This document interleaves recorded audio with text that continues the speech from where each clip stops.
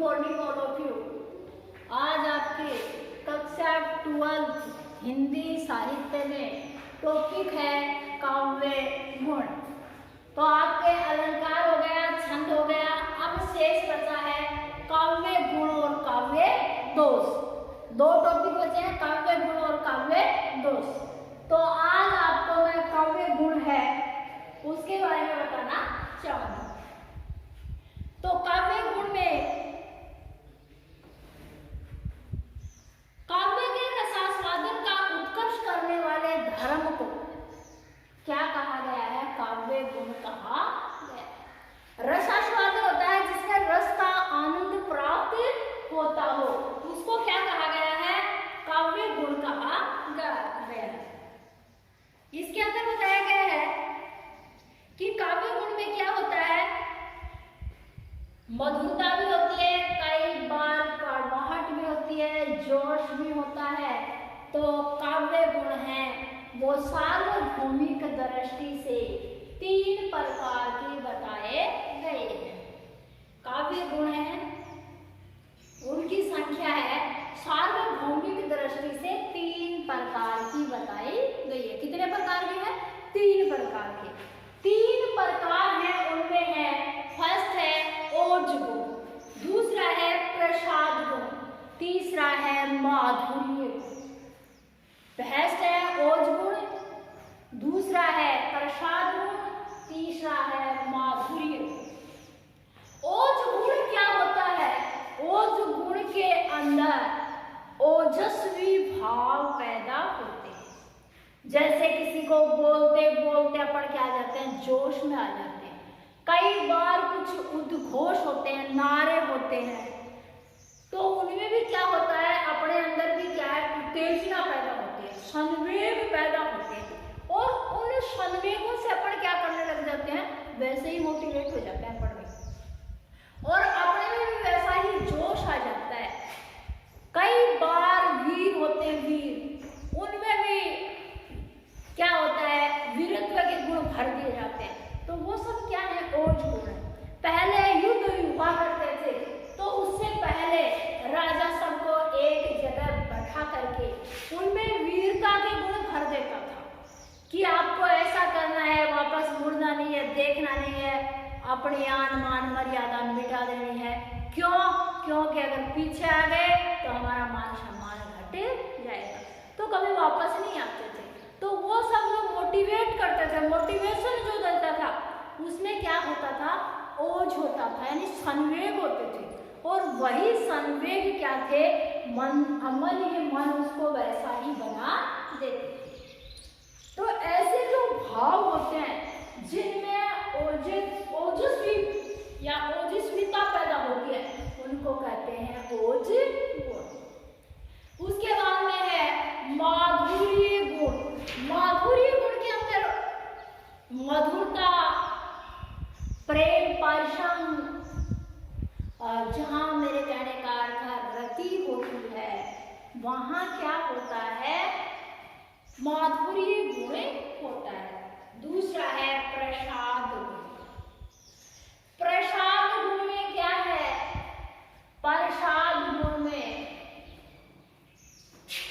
जो अपन कोई चीज पढ़ते हैं वो आसानी से कविता के पढ़ते पढ़ते ही कविता के अंदर क्या हो जाते हैं, समझ में आ जाते हैं। तो पढ़ते पढ़ते ही यदि समझ में आ जाती है तो उसको बोलते हैं अपन प्रसाद गुण। तो गुण है वो कितने बताए हैं? 3 बताए। तो काव्य गुण की पहले तो परिभाषा देते हैं। काव्य गुण है क्या? काव्य गुण, तो काव्य गुण के अंदर बताया काव्य के रसास्वादन का, काव्य के रसास्वादन, काव्य के रसास्वादन का उत्कर्ष करने वाले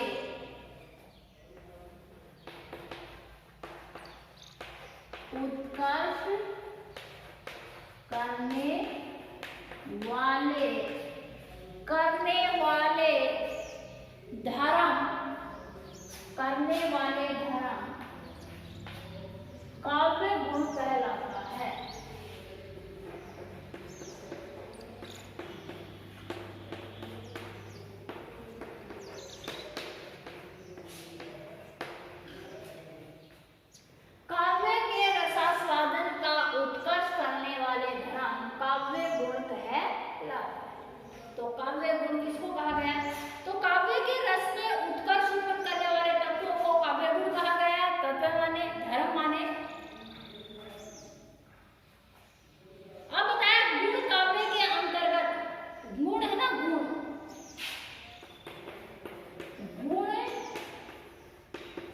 काव्य के गुण हैं वो काव्य के अंतर्गत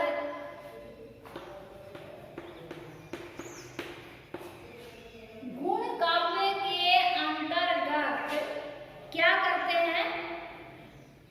गुण काव्य के अंतर्गत रसानुभूति में सहयोग देने वाले होते हैं।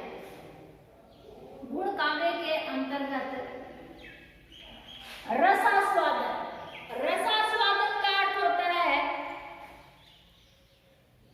या रसानुभूति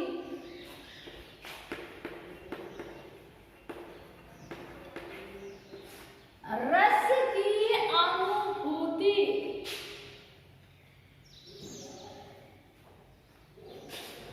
रसानुभूति में सहयोग देने वाले होते हैं। देखो क्या है गुण है ना, गुण वो काव्य के अंतर्गत अंदर रस की अनुभूति होती है। कैसा आता? मिठास आता है अपने को, रस पैदा होगा उसमें, तब उसको अपन क्या बोलते हैं? गुण बोलते हैं। फिर गुण है वो 3 प्रकार के बता दिए कि गुण है वो कितने प्रकार के हैं? 3 प्रकार के। तो इसमें बताया इसमें रस की अनुभूति होती है।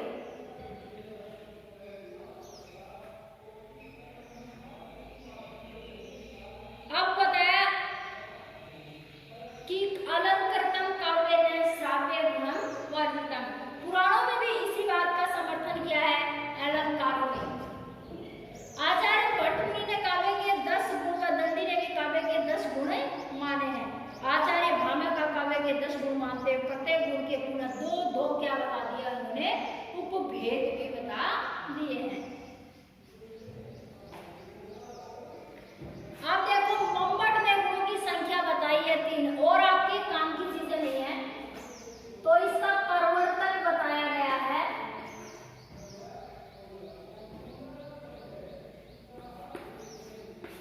कौन है?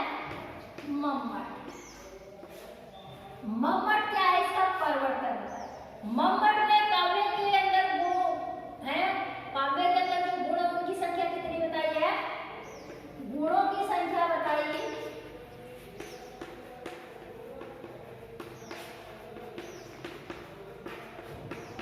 3, यानी सार्वभौमिक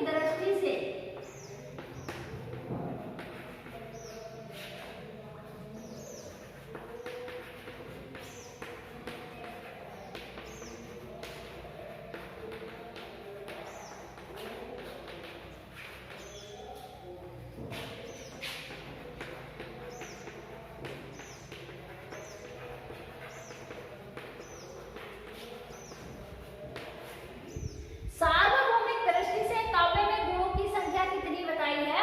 3। मंबट ने क्या किया है? 3 संख्या बताई है और यही 3 संख्या ही क्या है? आपके सिलेबस में है। यानी सार्वभौमिक दृष्टि से गुणों की संख्या कितनी मानी गई है? 3। अलग अलग आचार्यों ने अपनी अपनी संख्या अलग अलग बताई है, तो अपने को अलग अलग याद नहीं करनी है। अपने को तो क्या बताया है? ट्वेल्थ के सिलेबस में प्रवर्तक मंबट है और मंबट ने गुणों की संख्या बता दी 3, यानी सार्वभौमिक दृष्टि से काव्य में गुणों की संख्या कितनी बताई है? 3। अब वो 3 है कौन कौन से? फर्स्ट है ओज, दूसरा है इसका प्रसाद और तीसरा है इसका माधुर्य। क्या है? माधुर्य। तो देखो फर्स्ट है इसका ओज गुण, दूसरा है प्रसाद गुण, तीसरा है इसका माधुर्य। अब आपको सबसे पहले परिभाषा, काव्य के रसास्वादन का उत्कर्ष करने वाले धर्म काव्य गुण कहलाता है। गुण काव्य के अंतर्गत रसानुभूति में सहयोग देने वाले होते हैं। प्रवर्तक मंबट है इसलिए, और मंबट ने काव्य में गुणों की संख्या बताई है 3, जो सार्वभौमिक दृष्टि से मानी गई है। अब वो 3 कौन कौन सी है? फर्स्ट है ओज गुण, दूसरी है प्रसाद गुण और तीसरी है माधुर्य गुण। फर्स्ट है ओज गुण, दूसरी प्रसाद गुण, तीसरी है माधुर्य गुण। देखो क्या है जो ओज गुण है वो देखो आप सबसे पहले ओज गुण। तो यहाँ तक आपके शायद समझ में आया होगा। चैनल को लाइक करें, सब्सक्राइब करें, ज्यादा से ज्यादा शेयर करें।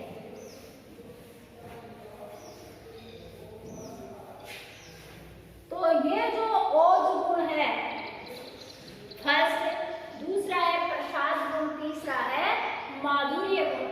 तो इस ओज गुण है, ये ओज गुण है क्या, इसके बारे में बताएं सबसे पहले कि ओज गुण क्या है, कैसे अपने इसमें संवेग पैदा होते हैं, कैसे अपने को रस की अनुभूति होती है ओज गुण में। तो ओज गुण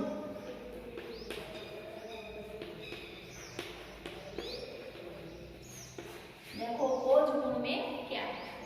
जब किसी काव्य रचना का अनुशीलन करने पर मन, शौर्य, वीरता, जोश आदि से स्फूर्तित हो उठे, वहां ओज गुण होता है।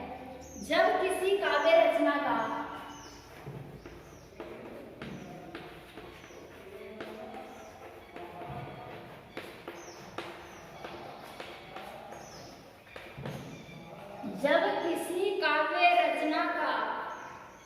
अनुशीलन करने पर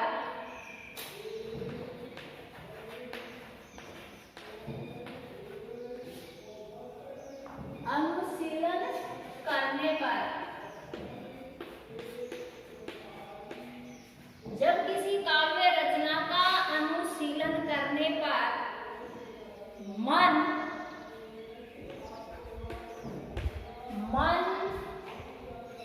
शौर्य, वीरता,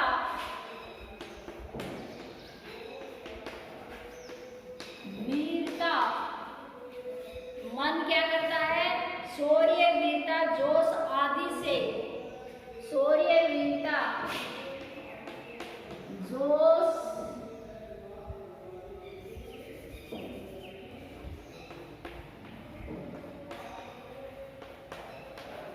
आदि से स्फूर्तित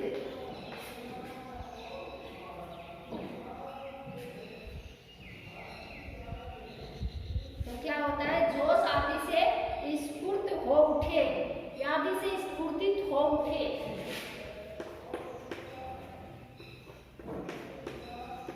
उसे ओज गुण कहते हैं। क्या कहते हैं, ओज गुण कहते हैं। अब देखो कैसे कि हृदय होता है, हृदय उसमें दीप्ति होती है। दीप्ति का अर्थ होता है, दरे का अर्थ कुछ जोश आता है, प्रकाश अंदर ही अंदर पैदा होता है, दीप्त होता है अपने अंदर, यानी मेरे कहने का अर्थ संवेग पैदा होते हैं। और उन्हीं संवेगों को क्या कहा गया है, ओज गुण कहा गया है। तो हृदय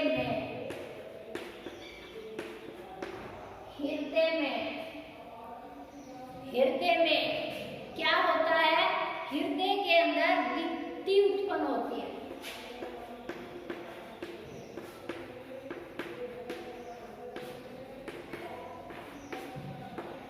हृदय में दीप्ति उत्पन्न होती है, उसको क्या कहा गया है, ओज गुण कहा गया है। या फिर किसी रचना को पढ़कर या सुनकर के, किसी रचना को पढ़कर या सुनकर मन में स्फूर्ति का भाव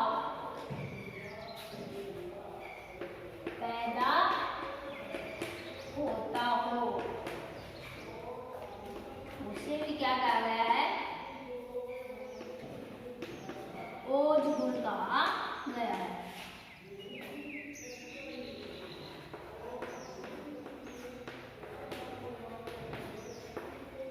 उसको क्या कहा गया है, ओज गुण कहा गया है।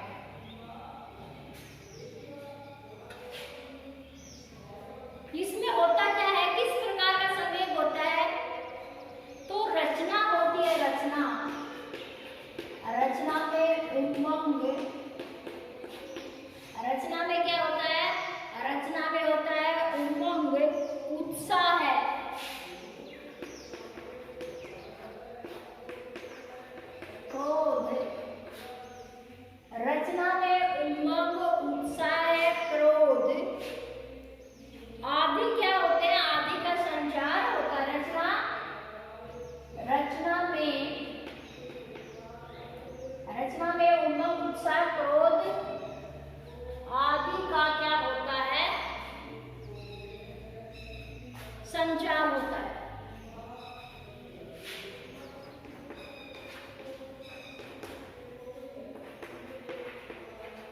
संचार होता है, यही है। कभी खुशी का संवेग पैदा होता है, कभी क्रोध का, कभी उमंग का, उत्साह का। इस प्रकार का जो संवेग हृदय में पैदा होता है उसी को क्या कहा गया है, ओज गुण कहा गया है। अब इसकी विशेषताएं हैं वो देखो कि अपने को ना एग्जाम्पल कैसा होगा जिसको देख करके अपन बता देंगे कि ओज गुण है, प्रसाद गुण है या माधुर्य गुण है। तो अपने को एग्जाम्पल देखना पड़ेगा और उस एग्जाम्पल को देख करके ही अपन बता देंगे इसके अंदर कौन सा गुण है। अब देखो ओज गुण था, ओज गुण के अंदर अपने को क्या क्या मिलेगा, किसी काव्य रचना का अनुशीलन करने का मन, शौर्य, वीरता, जोश आदि में क्या होता है, स्फूर्ति के भाव पैदा होते हैं। यानी स्फूर्ति या जोश सा अपने अंदर क्या होता है, उत्पन्न होता है। हृदय में दीप्ति उत्पन्न होती है, कुछ संवेग होते हैं ऐसे वो पैदा होते हैं।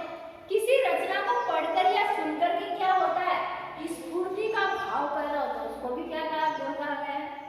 या फिर रचना में क्या होता है, उमंग होती है, क्रोध होता है, उत्साह होता है आदि का संचार यानी क्या होता है, प्रतीत होता है। तो वहां भी ओज गुण होता है। आगे देखो इसकी विशेषताएं, ओज गुण की विशेषताएं कौन कौन सी देखो।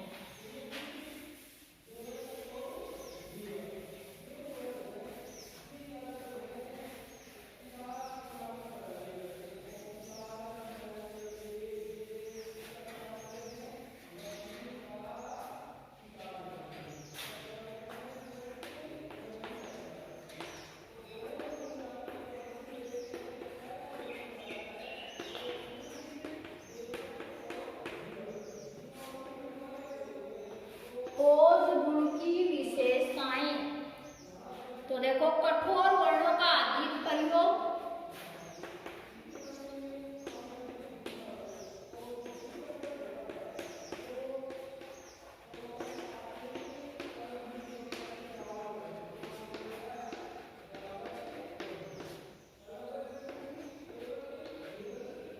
कठोर वर्णों का अधिक प्रयोग, द्वित्व वर्ण,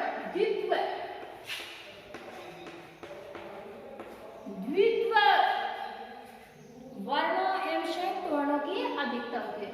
द्वित्व वर्णों व संयुक्त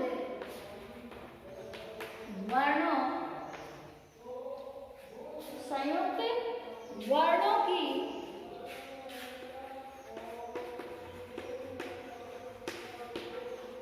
अधिकता होती है। कठोर वर्णों का अधिक प्रयोग होता है, द्वित्व वर्णों, संयुक्त वर्णों का की अधिकता होती है। फिर इसके बाद में आया सभी वर्णों के प्रथम और द्वितीय वर्णों का संयोगार्थ, कय वर्ग आदि के प्रथम तीन तृतीय वर्णों का द्वितीय और चतुर्थ वर्णों के साथ योगार्थ, कय छह आदि का ख और छह आदि से योग होता है। या फिर बोल देंगे ट वर्ण के अक्षरों की प्रधानता होती है।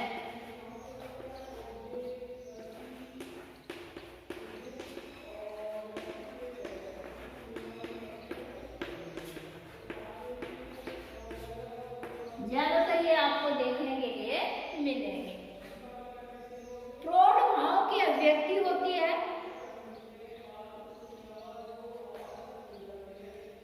अब है ध्वन्यात्मकता,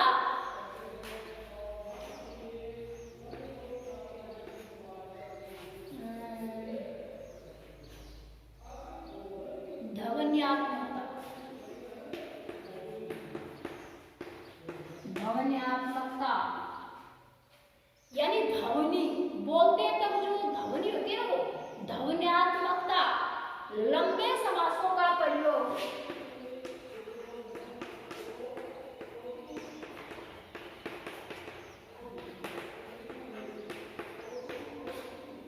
लंबे समासों का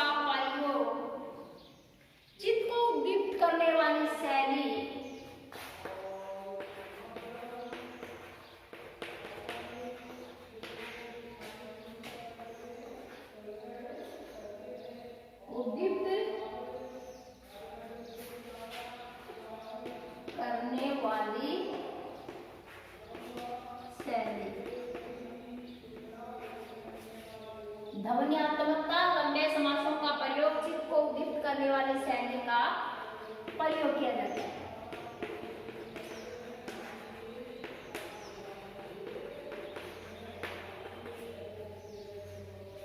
तो ध्वन्यात्मकता होती है, बोलते हैं ना, तब ये संयुक्त वर्ण ट वर्ग च वर्ग ये अपने को दिखाई देते हैं। च वर्ग में च छ ज इस प्रकार से ट ठ ड ये वर्ण अपने को दिखाई देते हैं। आगे वीर भयानक विभुत, वीर भयानक, वीर भयानक, विभत्स,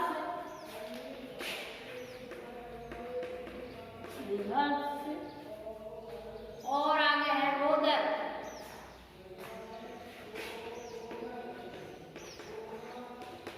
आदि रसों का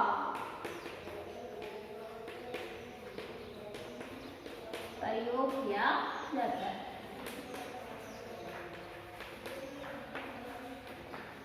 तो ये इसकी क्या बताई है, विशेषता बताई गई है, ओज गुण की विशेषताएं। तो अपन जब भी ओज गुण को पढ़ेंगे तो उसके ये सारी जो चीजें है ना, ये सारी चीजें देखेंगे और उसको देखने के बाद में ही अपने को पता चलेगा कि इसके अंदर ओज गुण है या नहीं है। तो कठोर वर्णों का अधिक प्रयोग, द्वित्व वर्णों व संयुक्त वर्णों की अधिकता होती है। ट वर्णों की प्रधानता रहती है, जैसे ट ठ ड च छ ज आदि को इस प्रकार के वर्ण आपको दिखाई देंगे। ध्वन्यात्मकता, ध्वन्यात्मकता होती है जब अपन बोलते हैं ना तो कई बार कड़वी कड़वी सी आवाज लगती है, वो होती है अपनी ध्वन्यात्मकता, कि ध्वनि के अंदर मिठास है या नहीं है, तो इसमें कड़वाहट सी लगती है।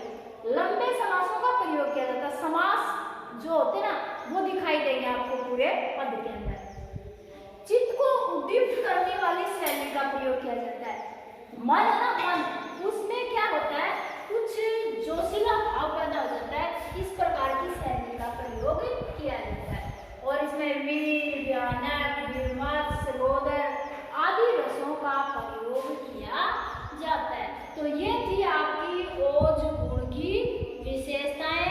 और कल आपका जो 2 टॉपिक और बच गए इसके अंदर, गुण के अंदर जो प्रसाद गुण और माधुर्य गुण वो करवाएंगे।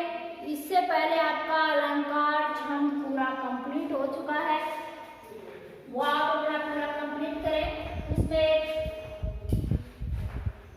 टॉपिक थोड़ा सा एक उदाहरण छोड़ दिया था, वो नेक्स्ट आपको क्लास में करवाएंगे, आपकी समझ में नहीं आएगा यहाँ पे।